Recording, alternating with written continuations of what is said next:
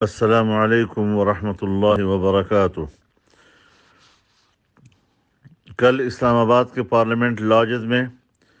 اسلام آباد پولیس نے جس طرح تمام قوانین اور اخلاقیات کو رونتے ہوئے دھاوا بولا، ممبران پارلیمنٹ پر بلا جواز تشدد کیا، عوام کے منتخب نمائندوں کو گھسیٹتے ہوئے گرفتار کیا، ان کے مہمانوں کو زدوکوب کیا اور گرفتار کیا، اور ظلم بالائے ظلم کہ اس پورے واقعے کی غلط تصویر اور جھوٹ پر مبنی بیانیہ قوم کے سامنے رکھ کر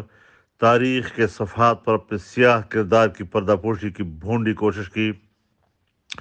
لیکن اپوزیشن کی قیادت نے بروقت اقدام کر کے اپنی جماعتوں کے کارکنان اور ملک کے عوام سے سڑکوں پر نکلنے کی اپیل کی۔ میں جمعیت علماء اسلام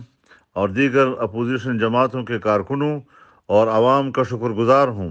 کہ انہوں نے ہماری آواز پر لبیک کہتے ہوئے فوری رد عمل دیا اور پورے ملک کو 1 گھنٹے سے کم وقت میں جام کر دیا۔ لیکن میں مبارکباد پیش کرتا ہوں عوام کو اور اپنے تمام کارکنوں کو کہ اللہ تعالیٰ نے آپ کو فتح نصیب کی اور صبح ہونے سے پہلے ہی تمام ممبران قومی اسمبلی اور کارکن رہا ہو چکے ہیں۔